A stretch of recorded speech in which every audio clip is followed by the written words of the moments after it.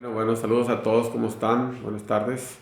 Hoy es miércoles 3 de junio del año 2020. Estoy aquí en Monclova, Coahuila, haciendo esta serie de videos, tratando de compartir mis experiencias vividas, experiencias que creo puedan ser de utilidad a otras personas, sobre todo pienso en los jóvenes, donde yo puedo hablar desde mi experiencia personal de cierto tipo de temas que me tocaron vivir y que por alguna razón, tal vez porque son recientes en el tiempo, han sido poco analizados y todavía no los veo yo, vamos a decir, en los libros de historia.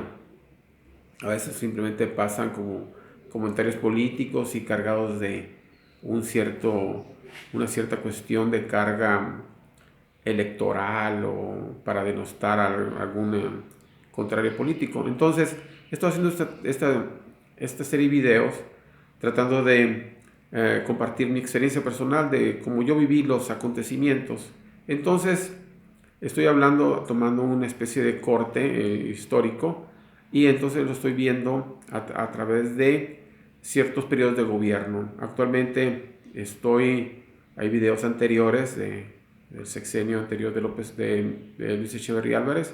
Actualmente estoy tomando como referencia el periodo de gobierno del licenciado José López Portillo y Pacheco, que fue presidente de México entre noviembre de 1976, de diciembre de 1976 a noviembre del año de 1982.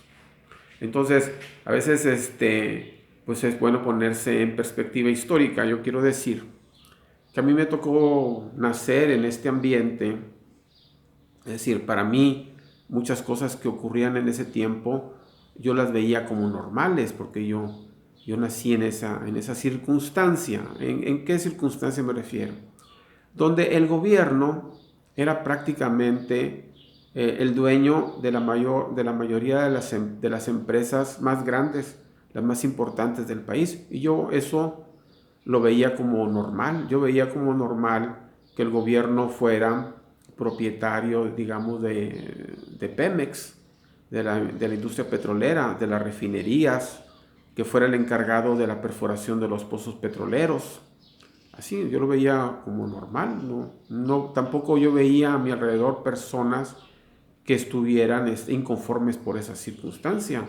Para mí era normal que el gobierno fuera el encargado de la educación pública, que el gobierno fuera el promotor o el encargado de las escuelas donde se impartía la educación primaria, secundaria y preparatoria, las universidades, lo veía normal. Yo veía normal el seguro social, veía normal que los trabajadores del gobierno tuvieran el ISSSTE, no veía tampoco a nadie que estuviera en contra de eso. Veía normal el surgimiento, por ejemplo, del Infonavit, no había ningún problema. Veía normal que el gobierno patrocinara el cine, que creara esta empresa que se encargaba de la producción, financiamiento para producir películas, ¿verdad? Eso lo veía normal. O sea, que fuera dueño de las empresas de fertilizantes, de las aerolíneas, de Aeroméxico, de Mexicana de Aviación. No se veía por ninguna parte protestas. No quiere decir con esto que no hubiera empresas privadas. Por ejemplo, yo en un inicio en la primaria estudié en una escuela privada. Estudié varios años en una escuela privada. Podías acudir a doctores que te atendían de manera privada, ¿verdad? Pero yo no veía normal todo este tipo de circunstancias. No me imaginaba que pudiera haber alguien que estuviera en contra de eso, porque yo nací en ese ambiente. Entonces, en el gobierno de José López Portillo ocurre que el gobierno se convierte en el mayor patrón que hay en México. De la mayor parte de las empresas estaban en manos del gobierno. Muchas de esas empresas surgen con el gobierno, es decir, el gobierno es el promotor de ellas. Vamos a decir, por ejemplo, me tocó ver el surgimiento de Aeroméxico, que surge en el gobierno de Luis Echeverría. Ya existía Mexicana, no sé si esa empresa en algún momento haya sido una empresa privada que pasó a manos del gobierno, pero se dan este tipo de casos, donde algunas empresas inicialmente habían estado en manos privadas y posteriormente habían pasado a manos del gobierno. Por ejemplo, estamos hablando del caso de algunas empresas generadoras de energía eléctrica. Tengo entendido que inicialmente la electricidad, cuando se empieza a comercializar, estaba en manos de empresas privadas. Estoy hablando, por ejemplo, de la del centro, Fuerza Eléctrica del Centro, una cosa así, que es la que daba servicio en la Ciudad de México, que también estuvo un tiempo promoviendo esta cuestión de los trolebuses. Entonces, yo nací en ese ambiente, donde era normal que el gobierno fuera visto como patrón. En cierta forma era lógico. Yo no me podía imaginar a alguien que fuera propietario de la refinería en Reynosa. No me podía imaginar a un privado que tuviera suficiente dinero como para tener una empresa perforadora de pozos petroleros. No me podría yo imaginar a una persona, un campesino, a un ejidatario, una persona del campo, permitirle a un privado que se metiera a su propiedad a andar buscando petróleo. No me lo podría yo imaginar. Yo pienso que lo aceptaban porque sabían que esa empresa era del gobierno, que se supone era de todos nosotros, ¿verdad? Para beneficio de todos los mexicanos. Entonces el gobierno era dueño de esas, por ejemplo, de correos, era dueño de empresas televisoras, Imevisión. Y en el gobierno de José López Portillo se da el caso donde muchas otras empresas privadas pasan a manos del sector público, como se le llama. Entonces, se le llamaban una especie como de rescates económicos. Eran empresas que tenían normalmente problemas económicos y que para salvaguardar el empleo pasaban a manos del Estado. Hubo el caso, por ejemplo, en su gobierno, donde la fundidora de Monterrey, que era una empresa muy antigua que venía desde la época del porfirismo, antes de la Revolución Mexicana, todavía en el siglo XIX se fundó, tenía 80 años. Esa empresa pasa a manos del gobierno. Era una empresa privada, era una empresa que tenía problemas económicos y con la cuestión de salvar los empleos pasa a manos del gobierno. Ese tipo de acciones, quiero ser honesto, yo no le ponía atención. Eso lo sé ahora con el paso del tiempo. En el caso de Fundidora, que había pasado incluso cuando desaparece, cuando se quiebra y desaparece Fundidora, yo siempre quedé con la duda en qué momento esa empresa había pasado a manos del gobierno. Estuvo en manos del gobierno por muy poco tiempo. Son casos así. Entonces, en el gobierno de López Portillo se da esta situación donde, vamos a decir, se llega al máximo de que el gobierno sea el encargado o el beneficiario de un gran número de empresas. Incluso, por ejemplo, fue dueña de un equipo de fútbol, el equipo Atlante. El equipo Atlante era un equipo que siempre estaba en los últimos lugares de la competencia. Se sabía que tenía una historia de éxito, sobre todo cuando a inicios de que el fútbol se empezó a hacer profesional, porque había una película muy popular donde trabajaba un futbolista que era muy conocido, Horacio Casarín. Hizo una película con Joaquín Pardavé, Los hijos de Don Venancio, una cosa así, y en esa película se tocaba el caso de que ese hijo de Don Venancio era futbolista. En este caso estamos hablando de Horacio Casarín, que eran las épocas doradas del Club Atlante, pero hacía muchos años, allá por los años 50. ¿Ya? Entonces, el Atlante era un equipo muy popular, pero por problemas económicos siempre se encontraba en las últimas posiciones. En el gobierno de José López Portillo, el gobierno lo nacionaliza, pasa a estar en manos del Seguro Social.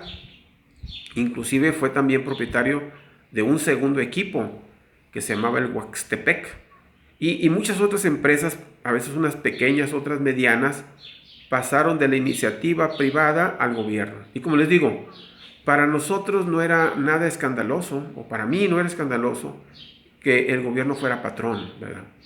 Pero obviamente me pongo a pensar, los propietarios de algunas empresas un poco importantes, pues a lo mejor tenían siempre ese temor de que su empresa estuviera en la mira, de que el gobierno quisiera apropiarse de ellas. Y estoy hablando, por ejemplo, de empresas grandes como Televisa, pudiera tener siempre ese resquemor de que el gobierno tuviera interés en tomarla. Yo pienso que debió haberlo hecho. Pero por ejemplo estoy hablando de algunas empresas regiomontanas, las embotelladoras de cerveza.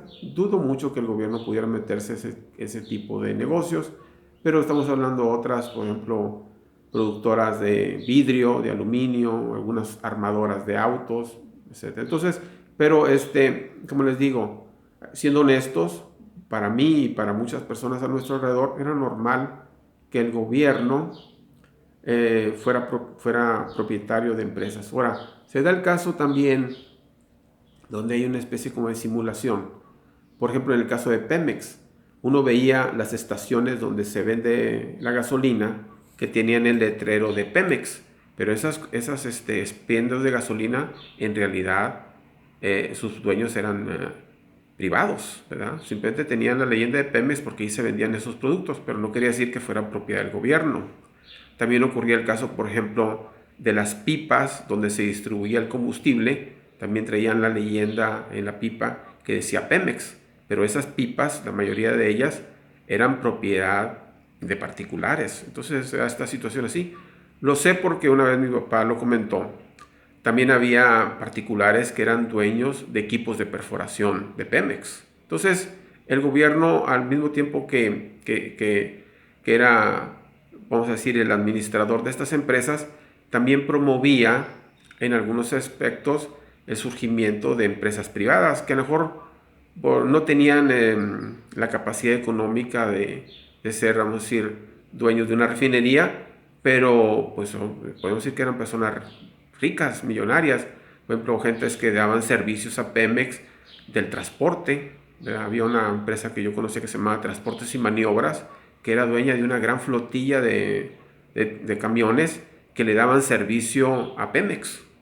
También ocurre, por ejemplo, había una empresa que privada, que transportadora marítima, que era la que transportaba el petróleo mexicano a través de barcos al resto del mundo. Entonces, quiero que quede claro que para mí, por ejemplo, cuando yo nací en ese ambiente, para mí no era nada escandaloso que el gobierno fuera propietario, que fuera el administrador, el propietario de un gran número de empresas, o que prestara servicios como la educación pública, como la hospitalización, es decir, los servicios médicos del Seguro Social, que estuviera en manos del gobierno. Sin embargo, sí, hay que admitir, me supongo yo, que había algunas personas que esta situación siempre la tenían como una especie de amenaza. Entonces, en esa perspectiva histórica habría que verlo. Espero que esta información haya sido de su utilidad para analizar el gobierno de José López Portillo. Entonces, pues vamos a seguir hablando sobre estos temas, encontrar un análisis un poco más profundo de lecciones que nos puede dar, que podemos encontrar en este gobierno. Bueno, saludos a todos. Espero que esta información les sea útil en la toma de sus decisiones.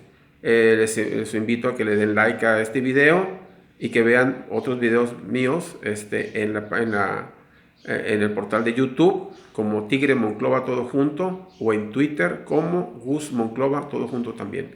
Saludos a todos, estamos en contacto. Bye, adiós.